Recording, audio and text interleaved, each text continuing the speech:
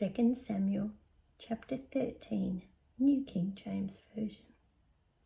After this, Absalom, the son of David, had a lovely sister, whose name was Tamar, and Amnon, the son of David, loved her.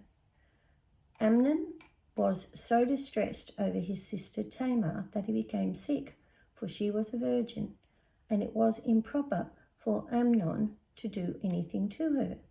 But Amnon had a friend whose name was Jonadab, the son of Shimeah, David's brother.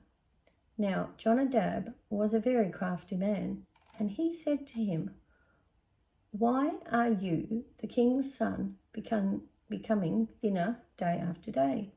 Will you not tell me?" Amnon said to him, "I love Tamar, my brother Absalom's sister." So Jonadab said to him, "Lie down on your bed and pretend to be ill.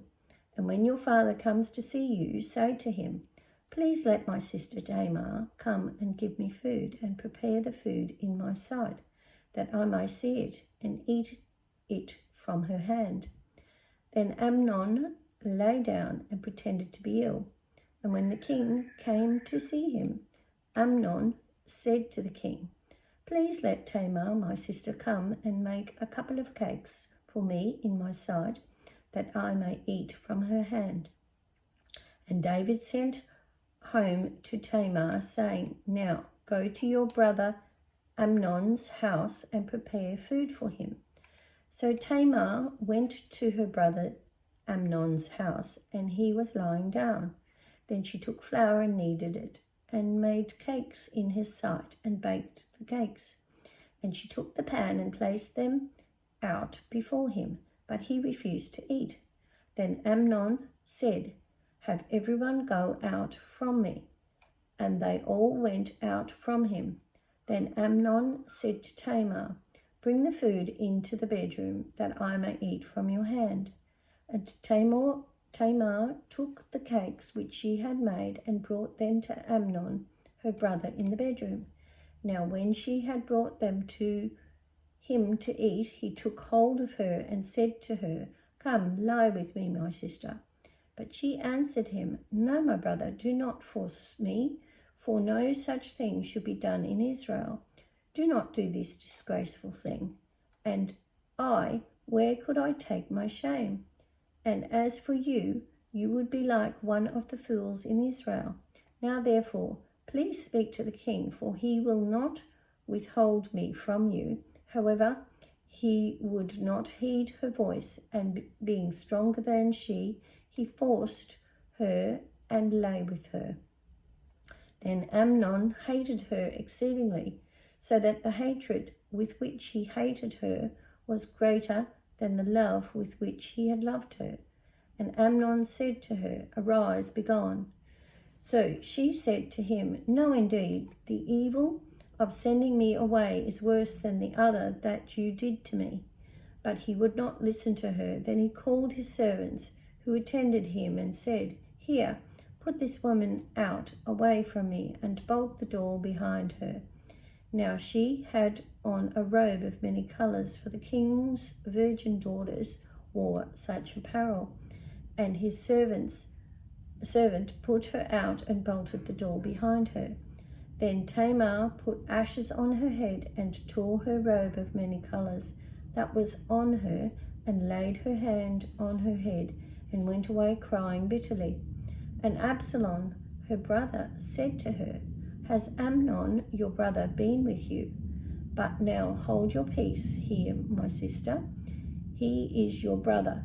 Do not take this thing to heart." So Tamar remained desolate in her brother Absalom's house. But when King David heard of all these things, he was very angry. And Absalom spoke to his brother Amnon, neither good nor bad.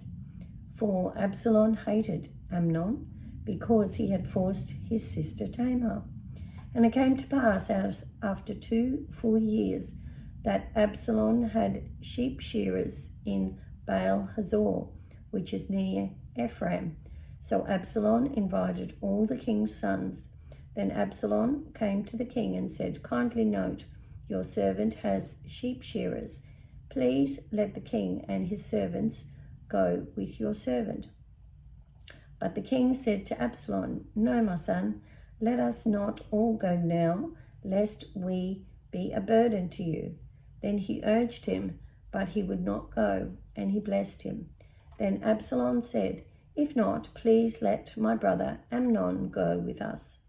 And the king said to him, "Why should he go with you?"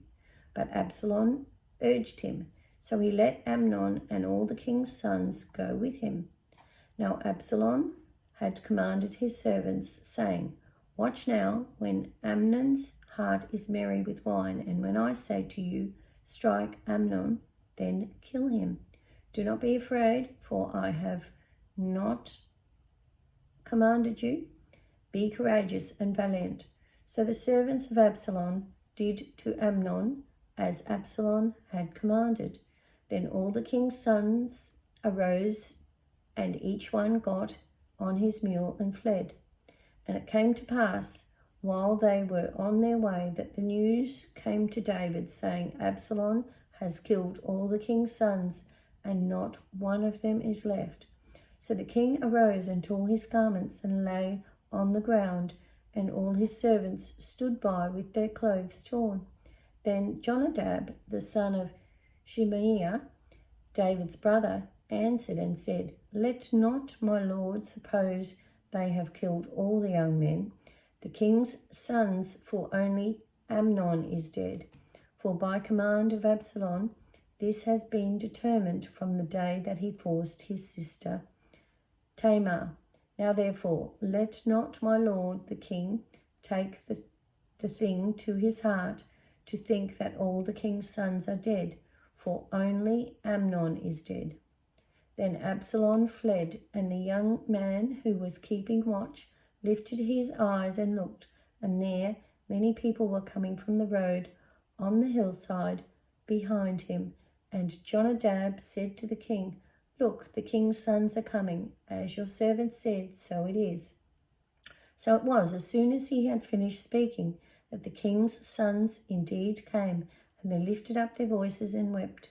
Also the king and all his servants wept very bitterly.